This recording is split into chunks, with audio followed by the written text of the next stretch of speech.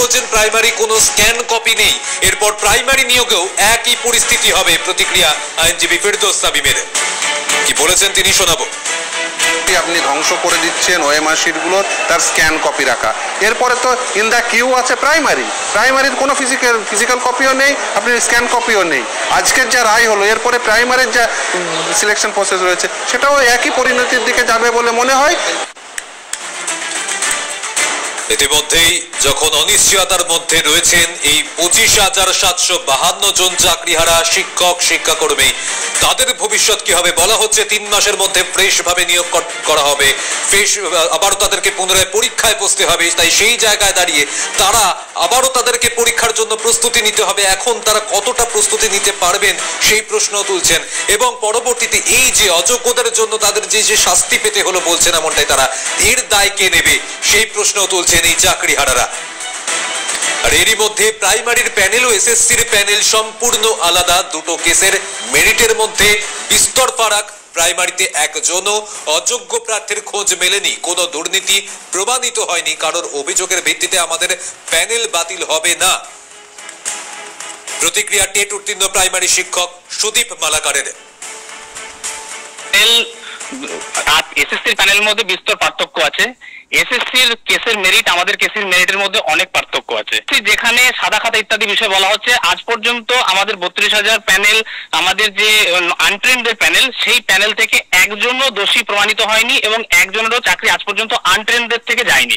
এখনো পর্যন্ত যে ঘটনাক্রম ঘটেছে তাতে এটা স্পষ্ট যে আমাদের যারা আনট্রেন্ডের যতজন চাকরি নিয়োগ হয়েছে সেখানে এখন পর্যন্ত দুর্নীতি প্রমাণিত হয়নি। প্রথম কথা, দীর্ঘ প্রায় 8 বছরের উপর আজকে 9 বছর চাকরি করছি।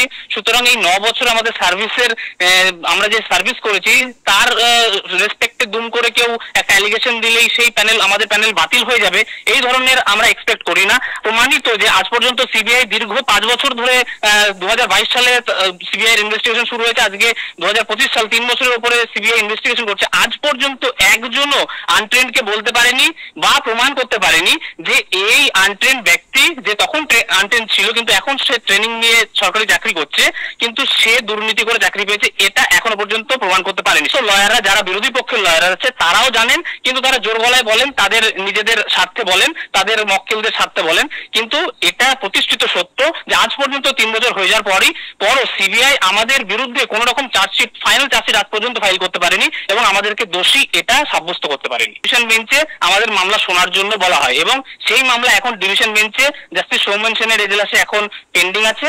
আমাদের সেই মামলা সেই যখন শুনানি হবে, আমরা সেই মামলাতে শুনানি করার জন্য প্রস্তুত করি যে আমরা আমাদের যোগ্যতার সঙ্গে যে চাকরি পেয়েছি সেই চাকরি কেড়ে নেওয়ার অধিকার কারণেই, কারণ সেই চাকরি কেড়ে নেওয়ার ক্ষমতা কারণেই। আর একদিকে যখন এসএসসির মামলায় সুপ্রিম রায়ের পর প্রাইমারি মামলাতেও একই হাল হবে না, তো একই বিষয় সামনে আসবে না, তো যখন প্রশ্ন উঠছে তখন এসএসসি মামলা ও প্রাইমারি মামলা এক নয়। প্রাইমারি মামলায় কোনো দুর্নীতি প্রমাণ হয়নি। প্রাইমারি নিয়োগ নিয়ে প্রতিক্রিয়া প্রাইমারি শিক্ষক রাহুল মুখোপাধ্যায়ের, কি বলেছেন শোনাবো। প্রাইমারি যে 32,000 চাকরির যে কেস চলছে তার অ্যাজ কোনো সম্পর্ক নেই, মানে এর সাথে ওটাকে কোরিলেট করাটাই খুব বোকামি হবে। প্রাইমারি যেভাবে পরীক্ষা হয়েছে আর এসএসসির একটা টাইমের পর সিবিআই তদন্তের পর সেখানে ওই প্যানেলের মধ্যেই কিছু কিছু ক্ষেত্রে করাপশন প্রুভড হয়ে গিয়েছিল, যেটা বারবার রাজ্য সরকারের ক্ষেত্রেও শেষ দিকে সুপ্রিম কোর্টে সেটাকে মেনে নেওয়া হয়েছে। কিন্তু প্রাইমারির যেটা অভিজিৎ গাঙ্গুলির এজলাসে যেটা রিঅ্যাপটিটিউড টেস্টের জন্য যে মামলা, সেই মামলায় অ্যাজ সাচ কোনো করাপশন প্রুভড হয়নি এবং এটা সম্পূর্ণ আনট্রেন্ড হিসেবে যাদেরকে বাতিল করা হয়েছিল সেটা সুপ্রিম কোর্টে এসএলপি করবার পর সেটা ডিসপোজাল অফ হয় এবং আপাতত ডিভিশন বেঞ্চে সেই মামলা এখন স্টে অর্ডার আছে, চলছে।